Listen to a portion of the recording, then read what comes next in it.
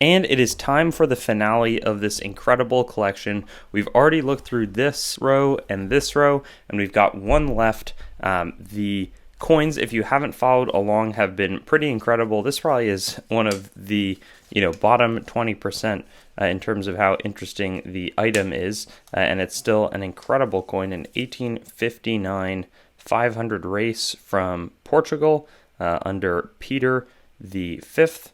So a lot of these coins from this collection have had wonderful toning from the cardboard holders that they've been in, or sort of paper holders that they've been in for likely, I think we've dated it to about the early 1950s.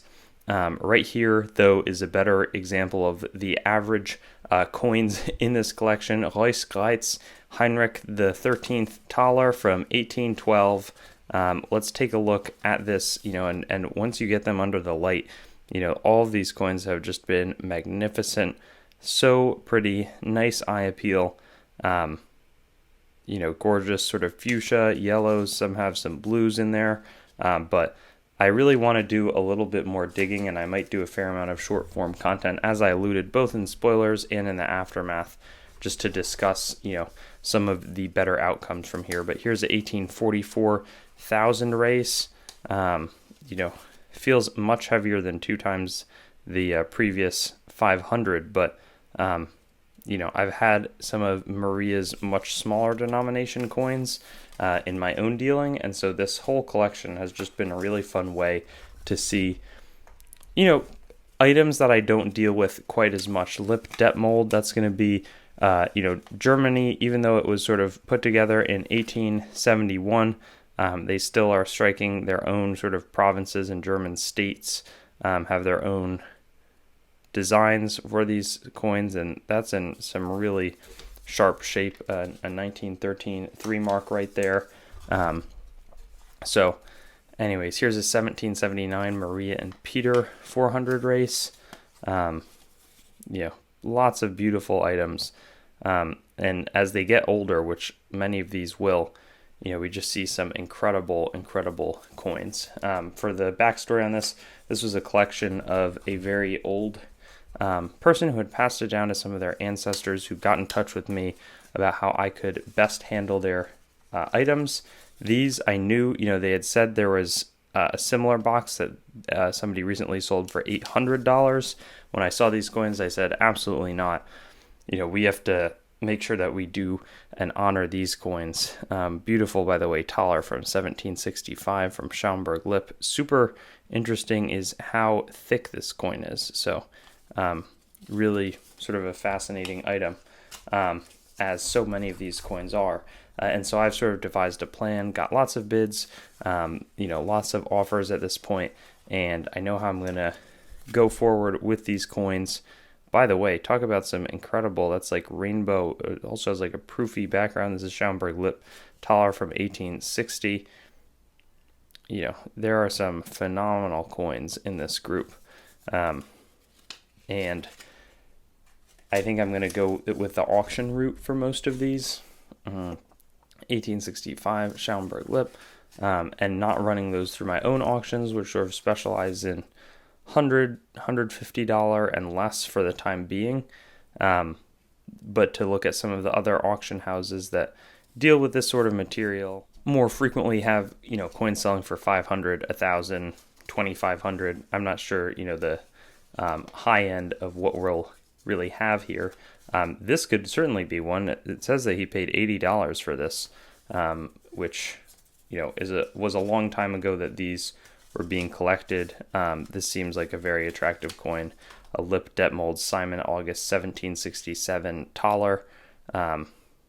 Really beautiful item.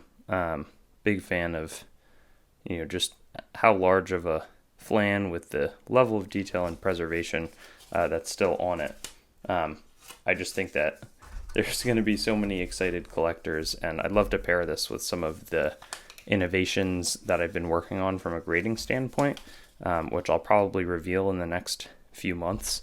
1898 George Schaumburg Lippe 5 marks. I haven't really seen any of the George designs before, and I know that there's a fair amount of like rarer or just less frequently seen items on that front. So that one will be great.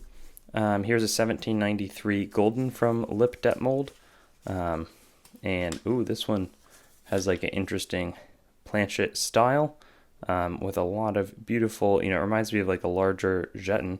Dem guten Landwirt, Friedrich Wilhelm, Leopold Fürst zur Lipp. So probably like the first in Lip or something like that. I know I say a lot. I'm a little self-conscious of that. So I do my best, I promise. 1780 Peruvian 8 reals.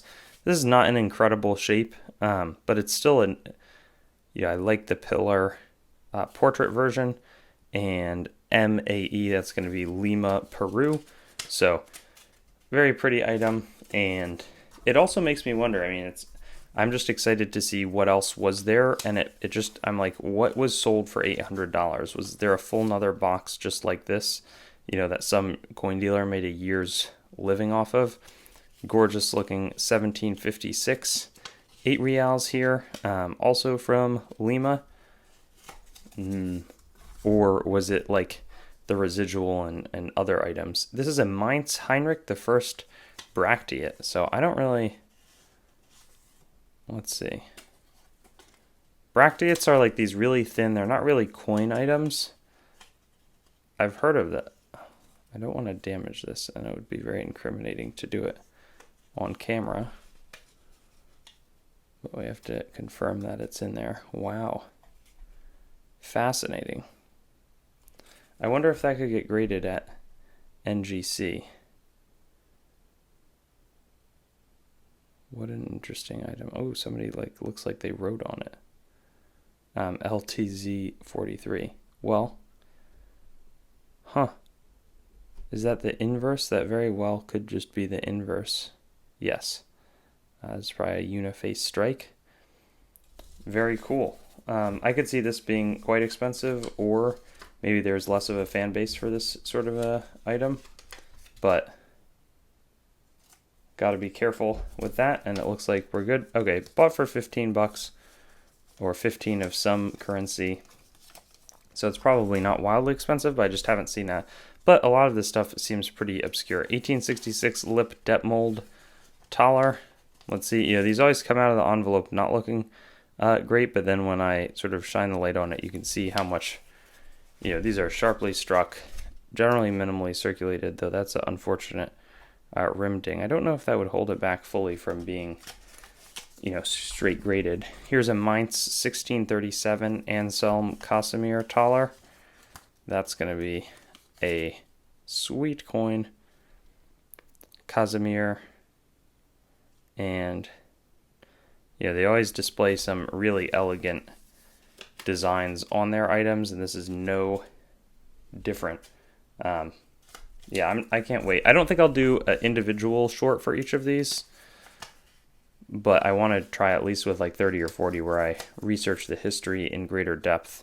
It's not like a first look type deal. Here's an Afghanistan. That looks like, oh my gosh, is that 1316 or 1318? No, maybe 1314 for a Hijri calendar year. It says Afghanistan 5 rupees. So I'm not actually sure the value on that. There's some rare stuff. I'll have to do more research later. 1953 20 escudos. So yes, certainly formed at least in the 50s. This thing is beautiful looking. It looks like it's freshly struck right from the mint. I don't know if that's mint packaging, but gorgeous look to it. I wonder if there's top pop collectors or that sort of thing. Or, maybe that's like a $50 to $100 coin and isn't too crazy. T-roll Thaler, I was going to be excited. It says restrike. Sometimes restrikes can be valuable, though. Oh, actually, the coin is just right there. Diese Munze tragt die Nummer 4366. It's got a nice toned look to it. Again, it is a restrike. Sigus 2 I don't know if that's like Sigismund, a reference to that, but I can't imagine having one of these original 1486 coins. I think it pays homage to the artistry in a really nice way. But my guess is that that's not a super high-end item. 1635 Reuss Heinrich Thaler could be exciting. Ooh, wow, that is. I really like the different lettering. You know, the capitals, and then more of like the older look. And Natus in RC Gera Nayo. You need a lot of date information. Beautiful. You know, I really like the ones there where there's a lot of like lettering on the reverse of them. Here's a Yemeni coin. This could be anything. Ooh. Very interesting. 13. I forget if that's 7. I think the V is 7. So maybe it's 13 something 7. This looks more modern, but also there's a lot of really rare Yemeni items. So that'll be great to look into a bit further. 1820 Colombia Cundina Marseille. 8 reals.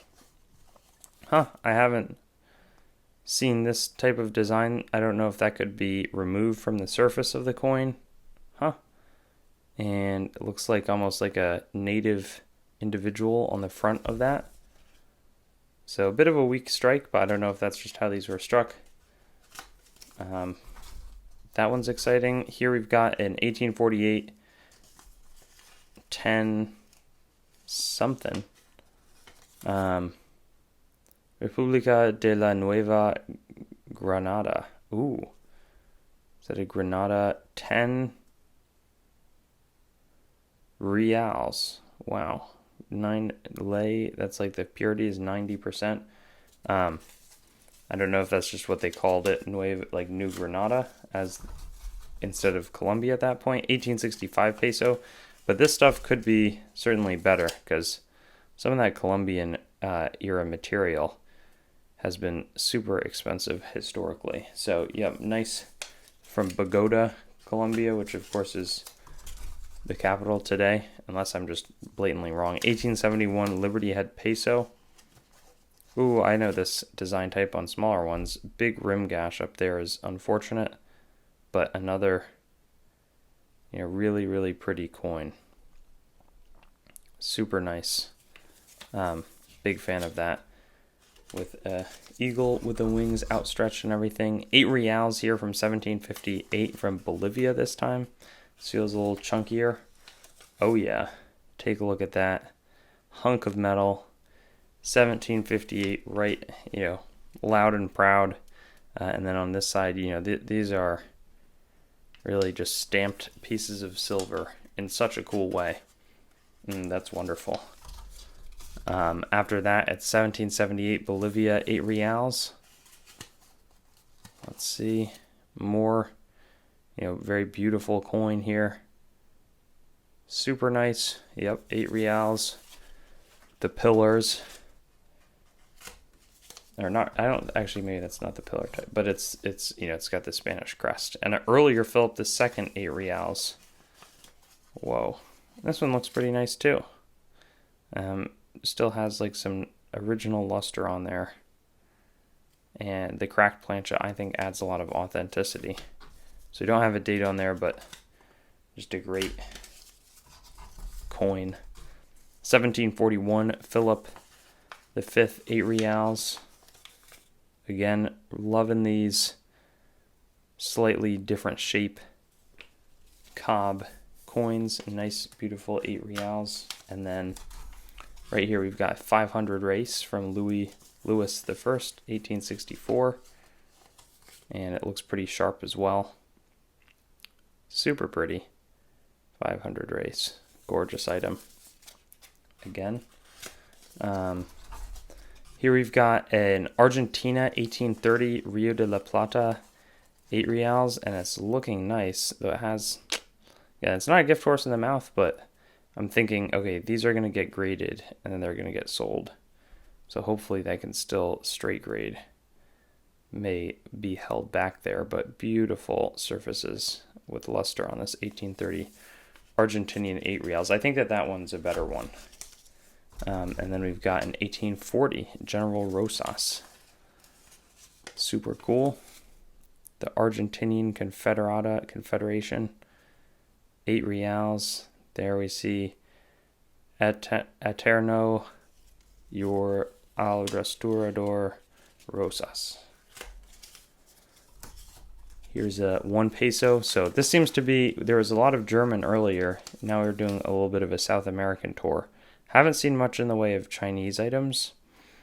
In fact, none. So if there's more to this collection, I would be thrilled if there was anything from China or that sort of thing. But here's an 1882 Argentinian peso.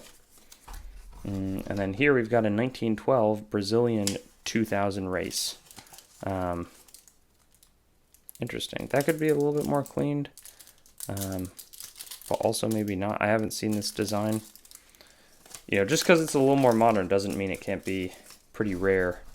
You know, a lot of the average coins in here have been super expensive, but you know, so even if it's not, it could still, it's still a significant value tied up in that coin. Here's a great 1817 peso from Chile. Gorgeous. And then an 1883 Chilean peso. This one has a nice surface, sharp strike. I would guess mint state. Yeah, I would think that that's a mint state coin. It's just beautiful, beautiful, beautiful item. Neat. Here we've got a Chilean 5 pesos in 1927.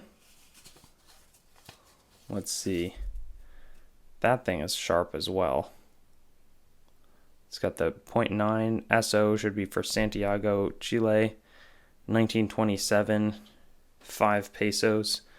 Very few detracting marks. Wonderful coin, very pretty. Here's a US Liberty Head dollar, 1921. Let's take a look and see. I mean, that's super clean. Let me know what you think on the grade. When I see that, I mean, the cheek is just, you know, there's a few hits. I'm inclined to say 65, but maybe that's too nice. And I think 1921, there's a bit more of a premium. You know, maybe a 60, maybe, I would say 65, maybe 66 even. That's a gorgeous coin. So, very happy about that. Mystery coin. Oh, it looks like a peace dollar. We'll check the date. This back looks pretty nice. No mint mark. 1922. Tell me what you think on the front of the coin in terms of a grade. Again, I'm thinking like maybe, well, I feel like there's some scratches in the field right there.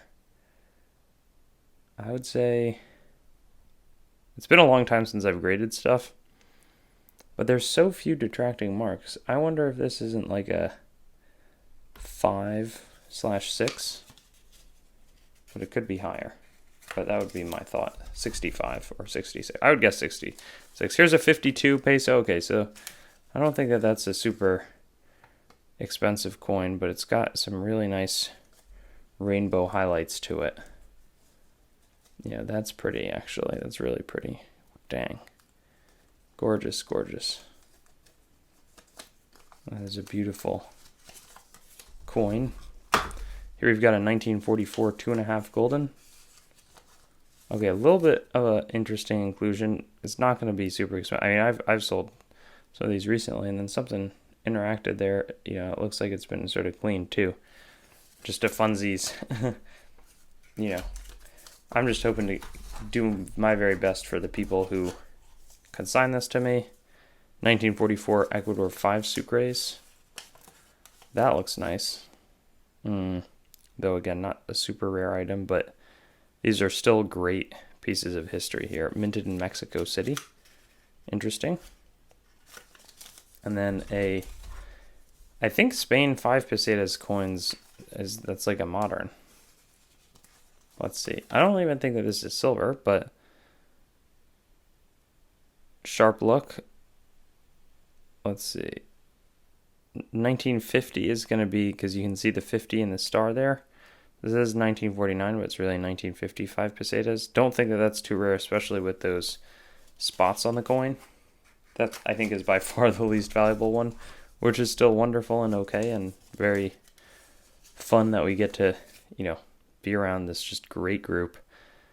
1890, a very young Alfonso the 13th, almost like a child baby head. And a few other 1885. Let's see. I don't know exactly the details on how expensive these items are, but I don't think they're trivially inexpensive if they're a little nicer looking. Maybe a floor of like $50-ish or $40. 1875 pesetas could be a little nicer, I think. And this one has some really, nice appearance to it. I'm wondering, again, like, what is the condition on this? Is AU 55, or maybe, yeah, because I feel like there's definitely some wear. But then it's just got such gorgeous luster. I'm not totally sure. Another 52 5 kroner. I don't think that that's a super high-end one. That might be like 40% silver. And then a 1947 Indo-Chinese. That's like French Indochina, which is, I'm not sure if it's silver, but that's like, I think, modern day Vietnam. Very sharp strike and chunky coin. I still like, coins don't have to be super expensive for me to appreciate them. 1923 US peace dollar. This one's also super pretty. No mint mark on the reverse. A little bit of a dig will give an approximate grade. This one looks like there's a few more hits on the face, so I would probably go like 63, maybe 64 on this. Probably like a 63 would be my guess, just because there's enough marks in the face, which makes it like a $45 coin or so. 1952 20 escudos. Neat. I think that's maybe, but the Portuguese Guinea maybe makes it a touch more expensive. And then an Angola. I've seen some of the Angola ones, which is also Portuguese. Yeah, and they're, that's just the difference. That says Angola instead of Guinea, 20 escudo. And we forget how many. I think a lot of the people giving up their colonies was often in the 50s and 60s. Here's a full Balboa from Panama, which links their coinage to the dollar. So this would be the same. It's like a silver dollar, but they kept on making them. And dang, they have a really nice design. I had forgotten that was the look for them. Beautiful 90% silver dollar, because of course we stopped making them in 35, brought them back in 64, but melted all of those. And then Mozambique also could be Portuguese, as is Macau. So it's a cool mini collection here of the different. There's some Chinese characters, not on this one. Maybe I'm thinking of the Macau coin. Oh yeah, obviously the Macau coin is what I meant to show here. There's the characters, but still very nice, fun, flashy items. We have a Seychelles rupee from 1939. That's like I think, island in Africa. I'm not sure if that's expensive or silver or what the deal is. Probably silver. King George, a very young King George the Sixth, starts his reign in 1936 on King George V's passing. Looks like there's some more expensive, older stuff in the back. Here's a Burma Myanmar 1 rupee from 1952. I think that's clad. Maybe fitting in with the Spain 5 pesetas. And 1748 Salzburg Thaler of Andreas. Back to some of the big time coins. Wow. Monster item. That is beautiful. Love the overall look on it. And maybe I think I'm holding that upside down. Yeah, because there's the cross right side up. Fabulous item. And he paid $12.50 for this.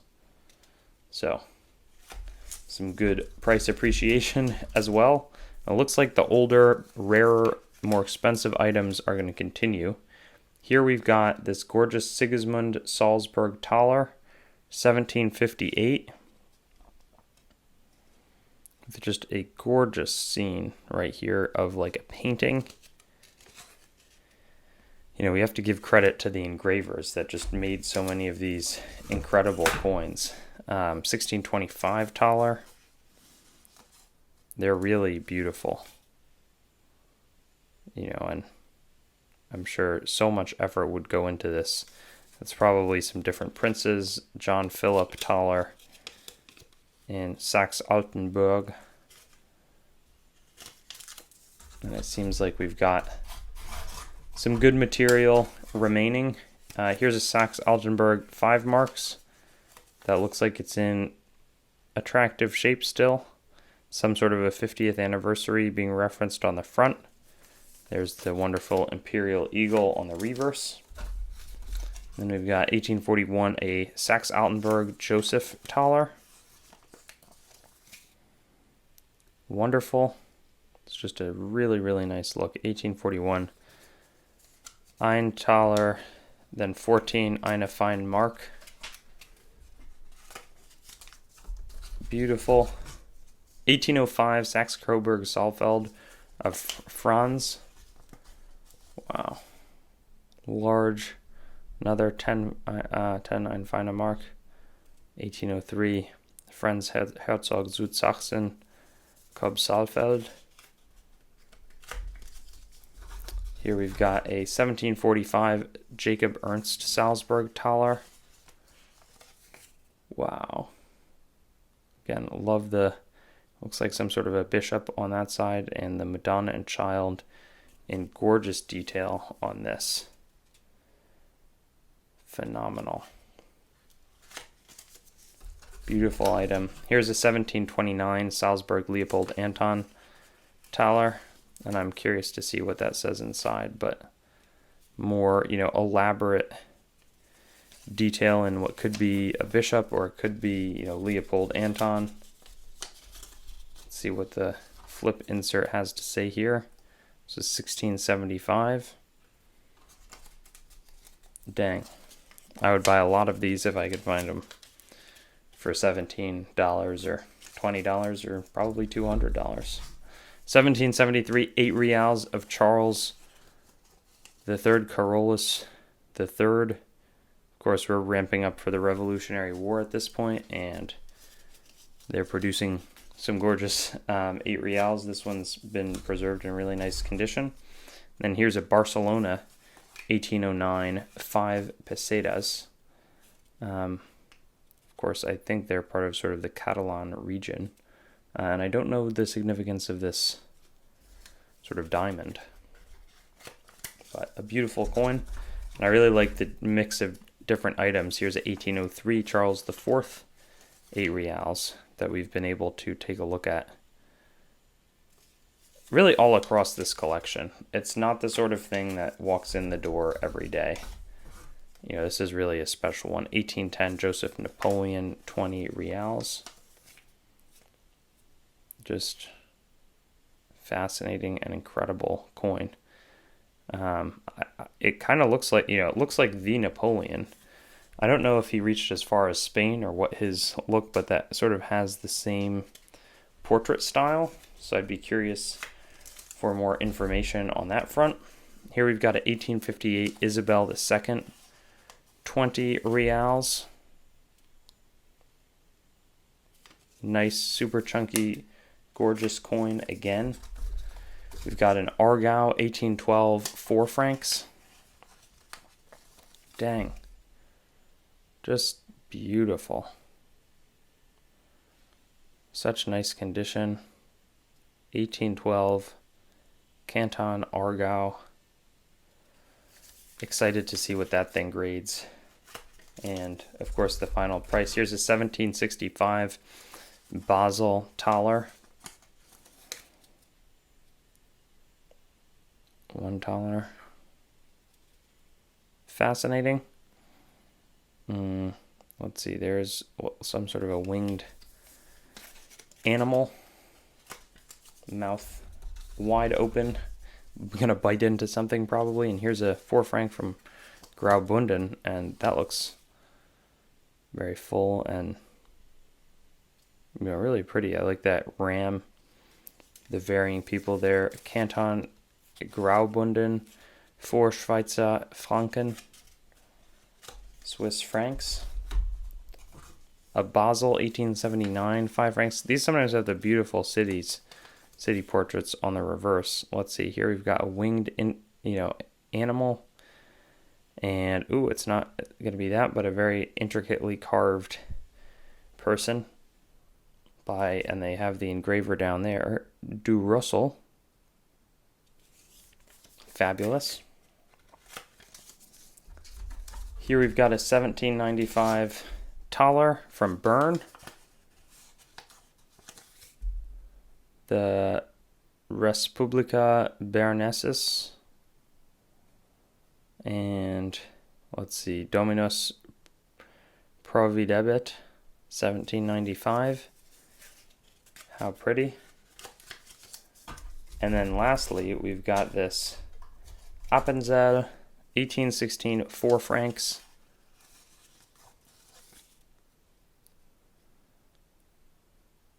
Jedem das Seinige, 4 francs. With a, looks like a bear or a wolf of the, Appenzell Canton. Incredible item. That brings us to the end of this collection, but certainly not the last time that we'll see it on this channel, because I think I'm going to do some grading videos, and then I'll also do a full collection recap about the final, totals that we're able to achieve on this collection. I think it'll be really fun to track that. There's going to be a ton of grading fees, thousands of dollars of grading fees. There's going to be a lot of waiting for coins to go to the auction block. I'll try to release these videos ahead of when they actually go to auction, and maybe, have a link or do a live viewing or something like that. But if you have a very high-end collection or a medium collection, but I think the best thing is probably collections that are worth a few $1,000s is going to be my specialty. Do not hesitate to get in touch. I treat people very fairly from my perspective. That's something I can be quite confident about saying. Doesn't mean it's the best time for everybody to sell, but if you work with me, I'll treat you fairly. And I'm excited to do that in this case and realize this, coin collectors, ancestors, or descendants, I should say, a very large amount for what's a lovely and well put together collection. Thanks for watching the video, and don't forget to like, comment, and subscribe. Also, be sure to visit our website, treasuretown.com, to stay up to date on everything going on the channel and possibly get some great deals on coins and collectibles. We look forward to seeing you on our future videos, and best wishes until then.